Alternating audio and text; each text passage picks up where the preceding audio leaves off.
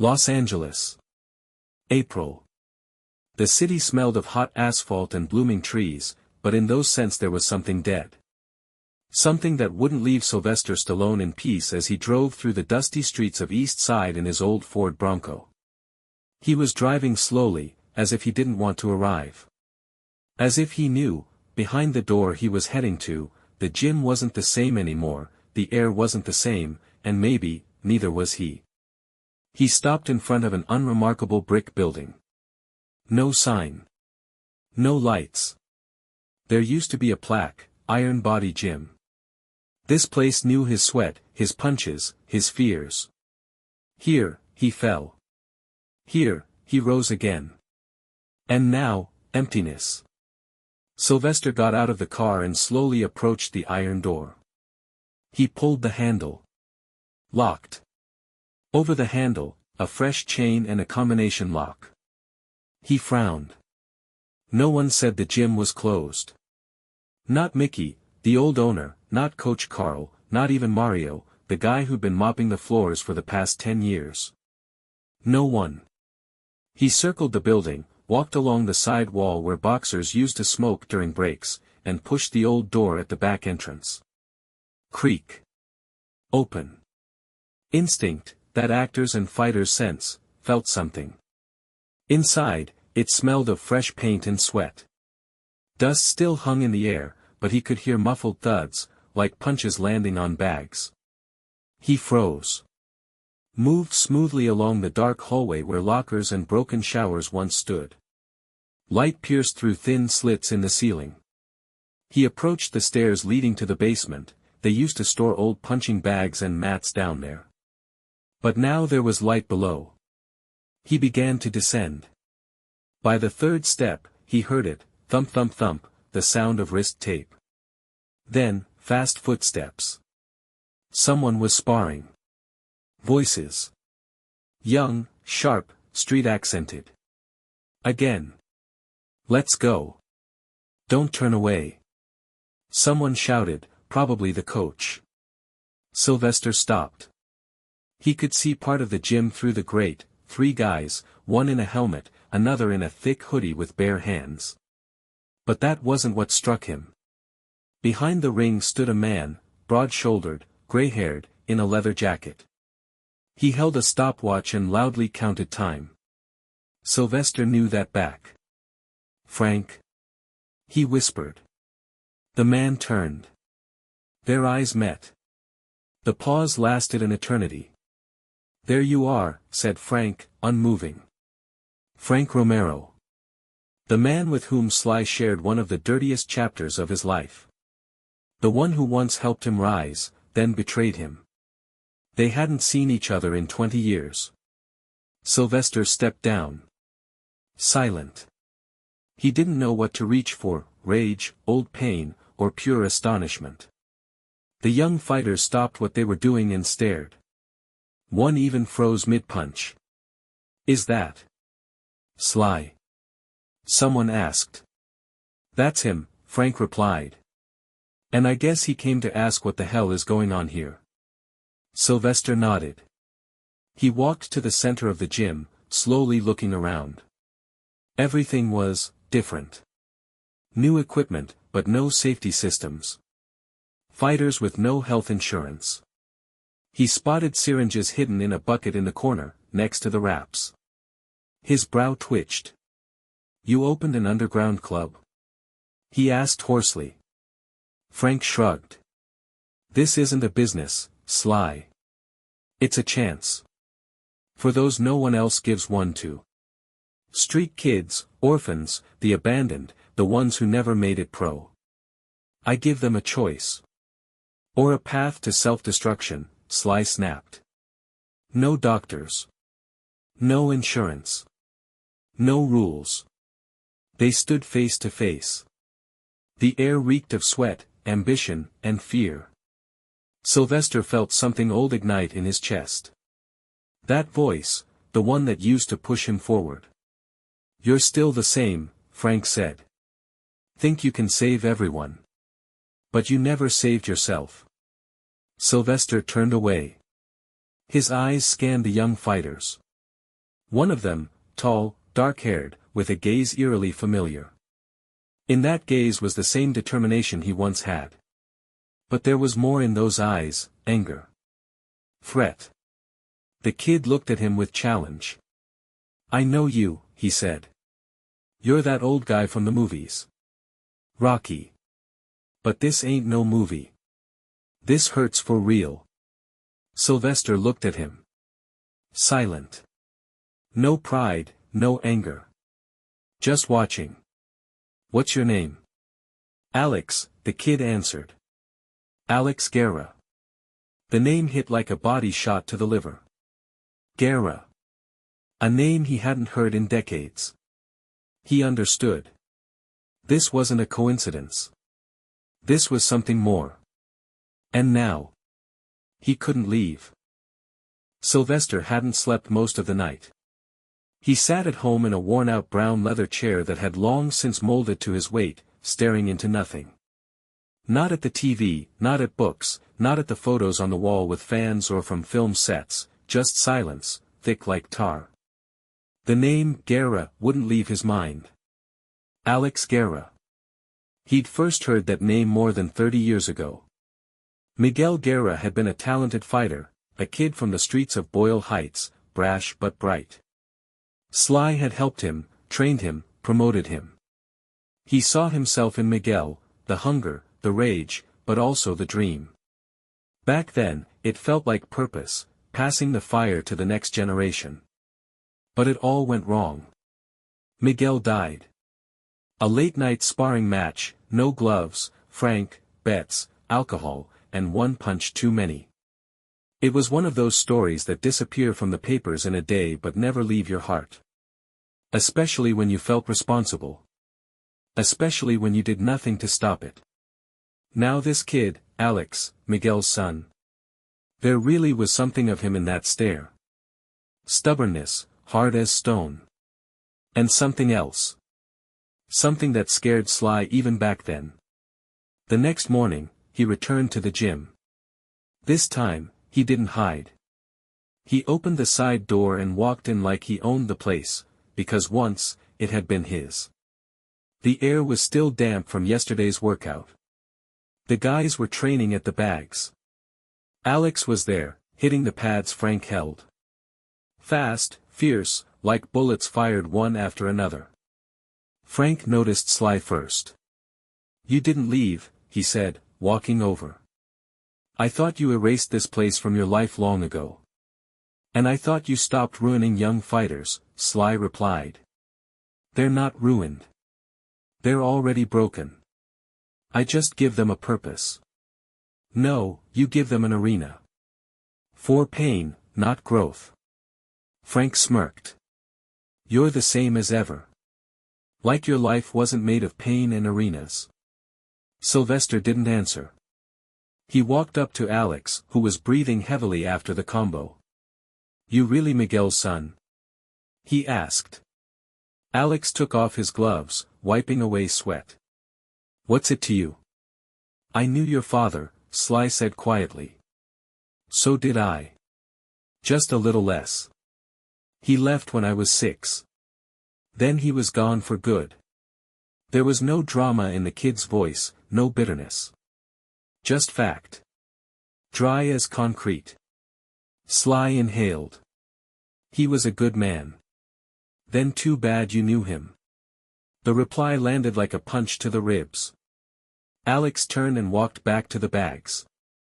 Frank stepped closer, his voice lower now. "He's angry, Sly.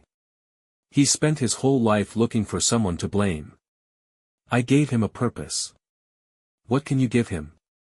"Maybe the truth. Maybe hope. I don't know. But not some death match for a couple $100. He doesn't want hope. He wants victory. By any means. Just like you once did." Sly felt something boiling inside. He knew this path. He'd stood in that ring, not just physically, but mentally. He knew where it led. And he didn't want Alex to become another Guerra gone too soon.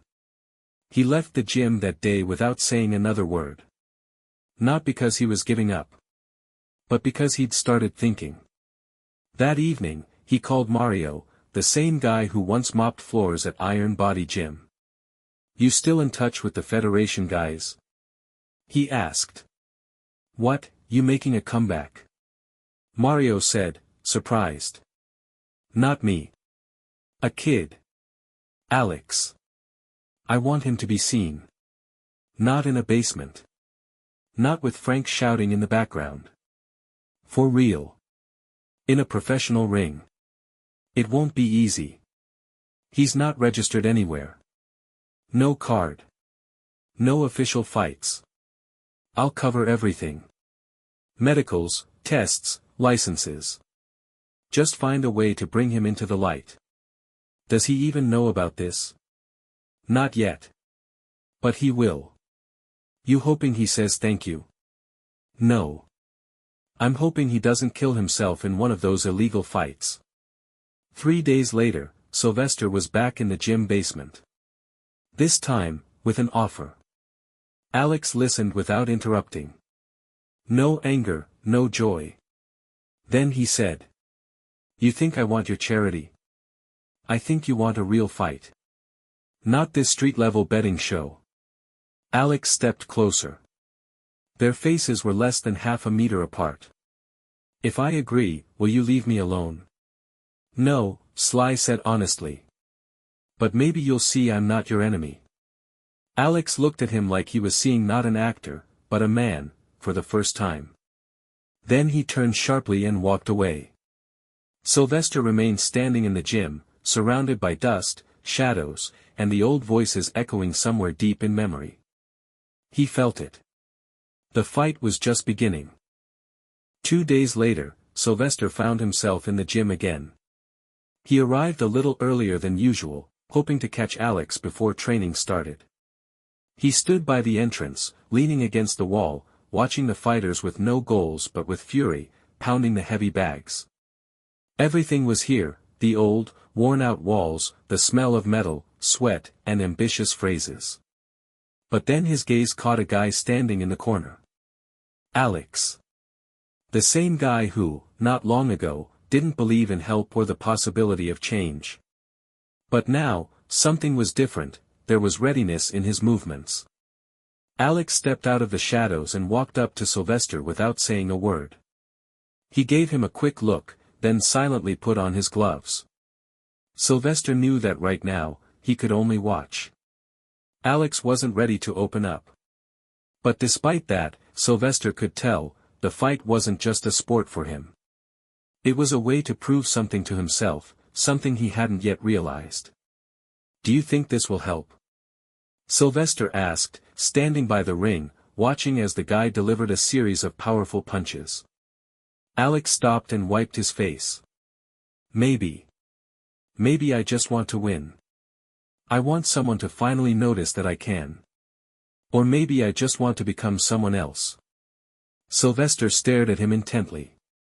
"You always want to be someone else until you realize who you really are. But that won't help you in the fight, Alex. You can't be someone else if you're not honest with yourself." The guy turned to Sylvester but didn't say a word. He already understood that this conversation wasn't just about fighting techniques. It was about the essence of the fight. The fight with oneself. In the evening, Sylvester called Mario again. He was sure that everything would go according to plan now. Alex's words lingered in his mind, and he started to believe that he could take this guy to the next level. But what he didn't know was that it was far more complicated. "I can't make him sign the contract, Sly," Mario said into the phone. "He doesn't believe in it. He thinks it's a trap." Sylvester fell silent. "He won't understand until he sees it for himself," he said. "I've been down this road before. I know how to help him. You think everything's under control, but you can't turn his life around. He's the one in control, and if he doesn't want to, no one can help him." Sylvester felt that old inner fear stir again. He'd heard words like that before, when trying to convince someone not to break. More than once. He knew he could lose.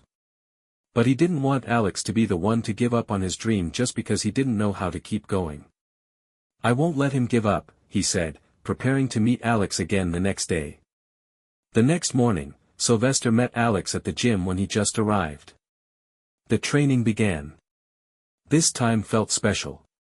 In the ring, they started sparring, not fighting, but almost testing each other. But this time, something was in the air. In their movements and the power behind the punches. Alex hit hard again, and Sylvester felt his shoulder shake from the blow that could have broken ribs. But Sylvester didn't give up.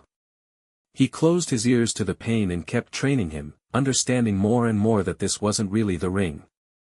It was a field for something bigger. Later that evening, after training, Sylvester and Alex sat on the gym floor, both legs stretched out in front of them. There was no victory in their eyes. And no defeat. Just silence, which had been building for years. "Do you really want me to go through this path without knowing what I'll do when I get to the end?" Alex asked. Sylvester looked at him, smirking. But there was no joy in his eyes, only understanding. "No.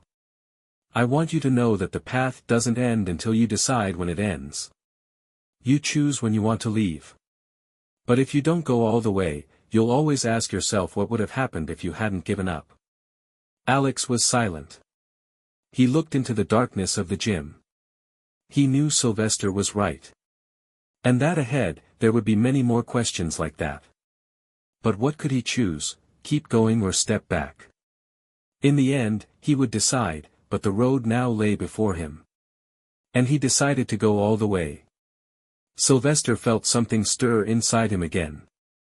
This guy was different from the others. Alex was someone who could do the impossible. And that was something Sylvester himself had once experienced.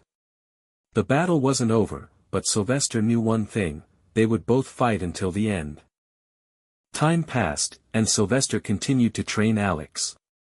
But more and more often, he felt that not only he, but the guy himself, was changing. Alex had once been tough and closed off, silent in his actions, but now something in him had started to open up. He was becoming more open, more confident, though he still struggled with inner demons he couldn't share even with Sly. Sylvester knew that his help wouldn't last forever.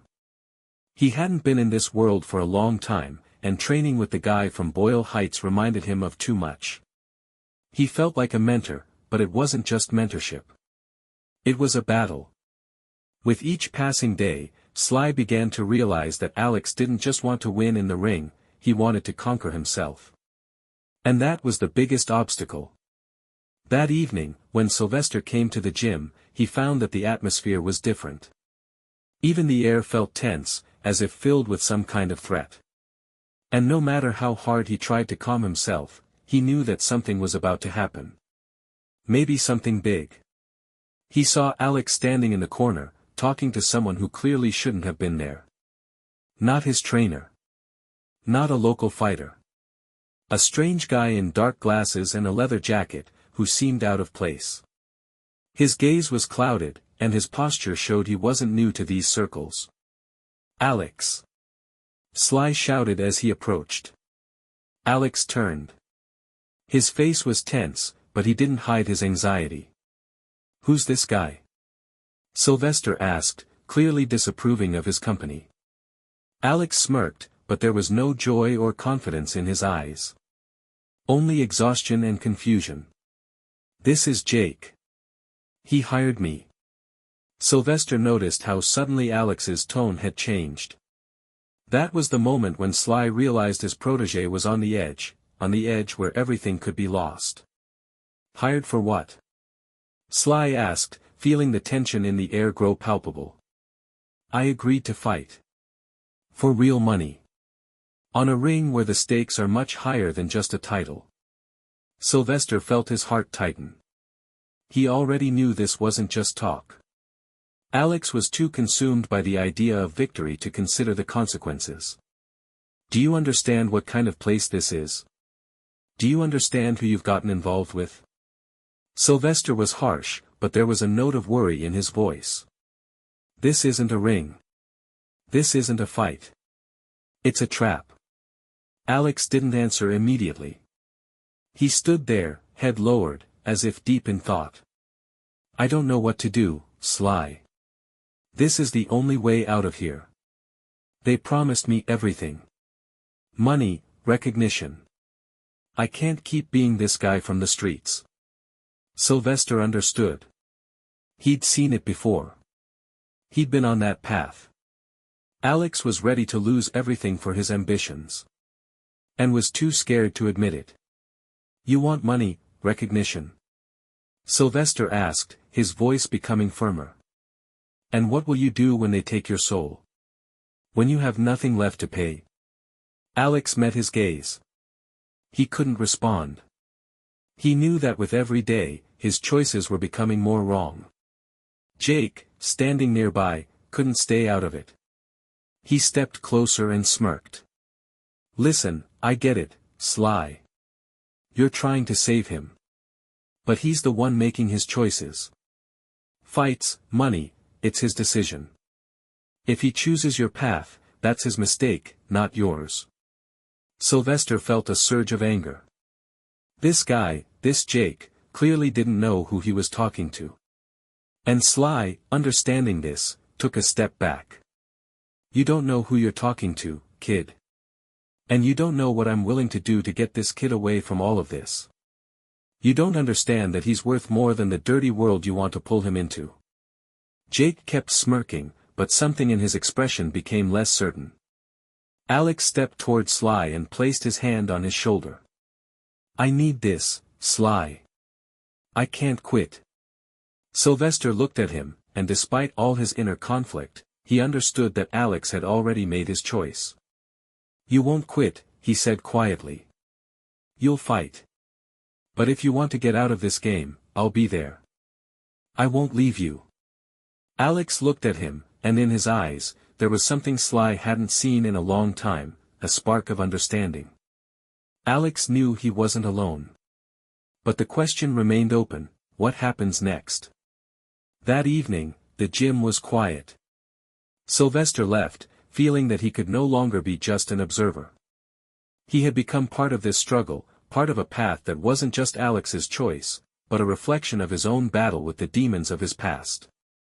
Jake disappeared, and Alex was once again alone in the ring, as if the entire gym held its breath, waiting for what would happen next. Sylvester stepped outside and looked into the night. He knew that the further Alex went, the fewer chances he'd have to be saved. But Sly also knew one thing, as long as he was there, he would fight. He wouldn't let him go. Until the point when they would both decide where their path ended. Sylvester woke up early in the morning, his head heavy with thoughts that wouldn't let him rest. He knew that the moment had come when there was no turning back. Alex was a step away from entering a world that no longer belonged to him. He had invested too much in the dream of fame and money to suddenly turn back. And though Sly had tried to do everything to help him, he understood, all the decisions were being made by Alex himself. The training continued, but the atmosphere in the gym had changed. The guys Alex had been training with noticed that his approach to fighting had become more aggressive, more desperate. Sylvester saw how the young man was retreating into himself. He knew that Alex was ready to risk everything, even his soul, to escape the poverty he had grown up in. Sylvester approached him that day after training, when they were alone. Are you ready, Alex? Sly asked, lifting his head and meeting his gaze. He was calm, but there was not only worry in his voice, but also confidence. Alex looked at him in silence. He was excited, but at the same time, he felt an inner emptiness. He didn't know what awaited him in this fight, but he couldn't back down. For him, this was a chance, an opportunity to prove to himself that he was capable of more than just being another guy from the streets. I'm ready, Sly, he finally replied, and his voice was firmer than ever. Sylvester nodded, but didn't say anything more. He knew that every fight doesn't start when the fighter steps into the ring.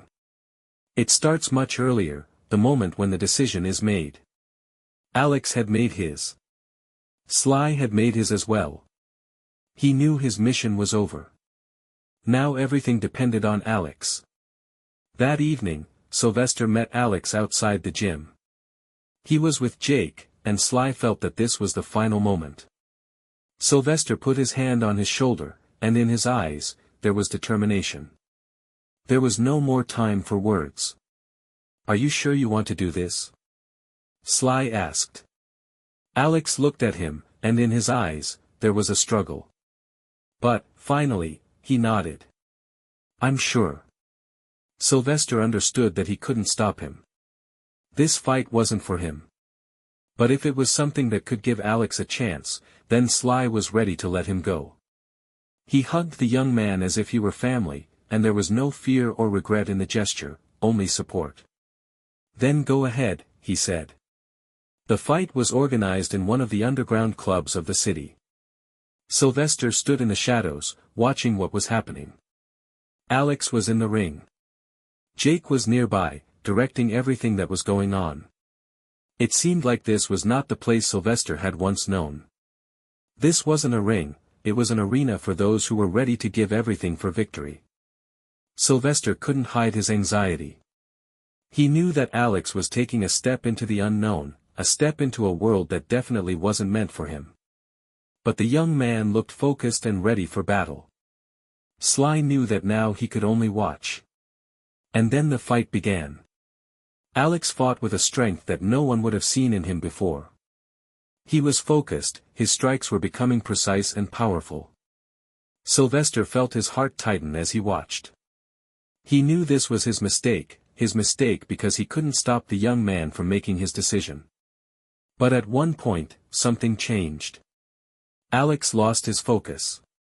His opponent was strong, experienced, and the power of his blows began to take its toll. Alex was on the edge. But then, in his eyes, there was a fire that Sylvester had seen before, determination, resilience, belief in himself. And suddenly, for a moment, the world around him seemed to slow down. Alex gathered himself and landed a blow that made his opponent fall. He couldn't believe it. And neither could the crowd. Everyone froze. Silence. But here he was, the guy from the streets, the winner. After the fight ended, Sylvester stood up and approached Alex. He was exhausted, but his face showed no joy or pride. It was the face of someone who had just won, but knew that the real victory was still ahead. "You did it," Sylvester said, exhaling heavily. Alex looked at him, and there was a new strength in his eyes. "I know, Sly. But now I need to figure out what to do with this." Sylvester nodded, knowing that at that moment, Alex had become a different person. He didn't just win in the ring. He had won over himself. The night was quiet. Sylvester stood by the window, looking at the city. He knew that this fight wasn't the last one and that the path Alex had chosen was just beginning. But Sly felt that he had done everything he could. He hadn't saved him from this world, but he had helped him become stronger. He had taught him how to fight. And perhaps, that was enough. Sylvester knew one thing: true victory doesn't come when you win in the ring, but when you conquer your fears and doubts. And if Alex understood that, then he had already won.